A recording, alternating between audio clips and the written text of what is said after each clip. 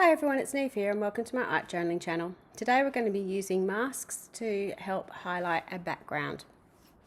So I'm starting off in my square journal, and I have this very pink page which I must have had some excess paint somewhere that I'm trying to cover up somewhat. So I'm going in with some contrasting colour with the blue and sort of just stenciling over it. Now this is one of these pages that I do that I have absolutely no idea where I'm going with it, but I'm just having fun. So I'm just creating a background. I had a page, it had pink paint on it, and we'll see where we go from there. Now once I've done my stenciling, I'm just going in and drying it. You see me tapping my fingers going, oh, what are we going to add next? So I've got some of my neons out. So I'm just doing some light making over the top. The yellow didn't necessarily stand up against the background as much as I wanted to, and one of the reasons for that is neon colours are a little bit more translucent. So if I wanted it to be stand out a lot more, I probably would have needed to use my regular yellow paint or put some white down and then put the neon over the top of it. Then I'm going in with my chunky pencils and drawing over the top of that. So at this stage it's starting to get a wee bit messy. So then I decided, I'm going to calm it down a little bit. I'm going to add some white to it. So I've got this Stencil Girl stencil, and I'm using the entire stencil.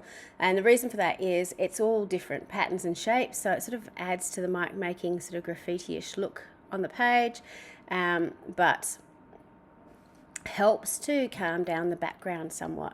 So I didn't mind how that was looking. I could still see what's happening in the background, but it's me, so I had to add more to it.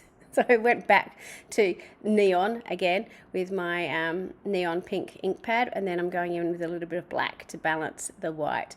Then I started putting in some more focal stamps like those big ink splats, which I quite liked. But this was really, really busy and it was a bit too chaotic. So I wanted to again go back and calm it down a little bit.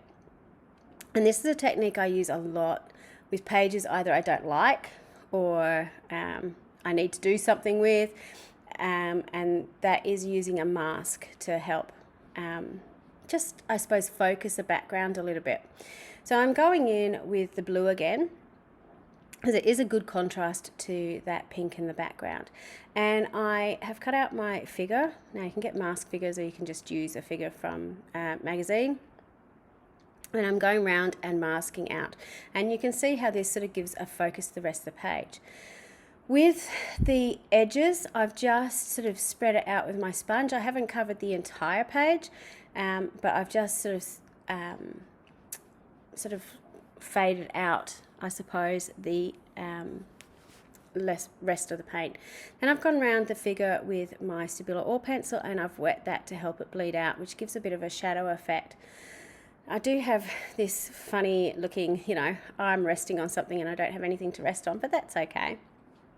But you can see from this, I can still see the background through the blue paint, but I've got a real focus now on that figure with that beautiful pattern on it. And it's not as in your face as it was before, which I really like.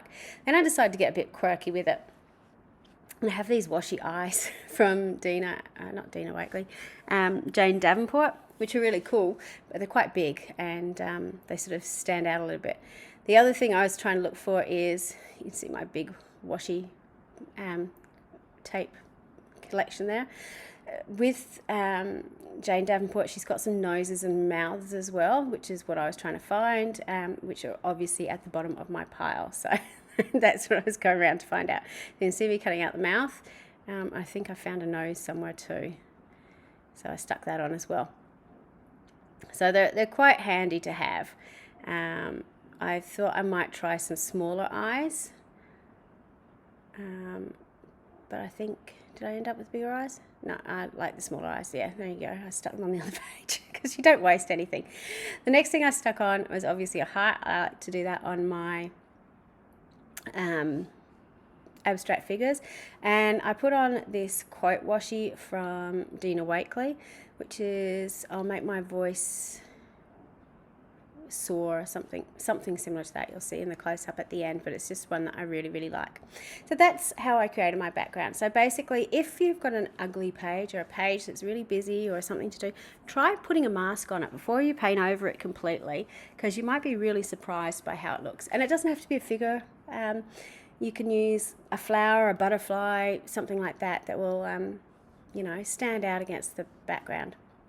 Once I was finished, I then wanted to put in a quote, and I really like this one because be brave to stuck at something new, which is kind of what this page is all about. I didn't know where I was going. It didn't necessarily work the way I wanted it to, but I just, you know, proceeded, went on ahead, came up with a page. It's funky, it's weird, it's naive.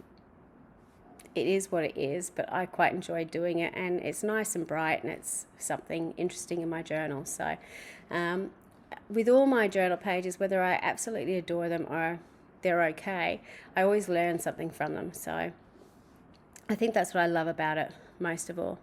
Once I had finished writing out my quote, I'm just going to dry it off, and then I'll go through and put a bit of a highlight around it. I've chosen on this one to actually draw around the entire letter. Usually I just sort of do a bit of a highlight around it, but because this sort of goes from that blue into the pink, I just wanted to make the writing stand out enough on its own. Obviously my pen is running out somewhat. You can sort of see it, me having to prime it, and then it gets over primed and I have to wipe it off, but this is what happens in real life. This is why I've got a stack of paint pens that I go through at such a rate, because I use them so regularly. And I don't know about anyone else, but I've never used the envelope at the front of my Dylusions journal, but I do use them to prime my pens. So it's quite interesting when you look at the front of my journal. I've got that really messy little margin, and then the rest of the envelope is perfectly neutral. So I wonder if anyone else's journals end up looking like that. Once I've finished doing this, then I'm just going to quickly go around with a black as well, just to help push it out from the background that little bit further, which is really going to help, particularly with the end of the word brave, where it's quite it's sort of sunk into that pink. So you can see just by putting a tiny little, unlike it's a really thin line of black, but it just pushes it out from the background. And that's, you know, in a lot of these cases, the quote is a thing that I want to focus on. So I want it to be up front and really standing out.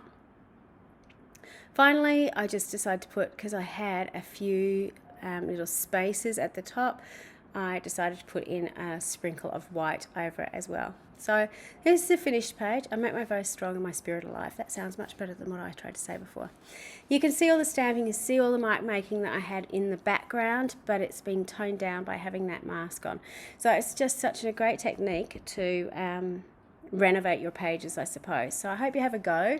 If you've got any pages that you want to have a look at and go, I think I could try masking on this page. And until next time, bye for now.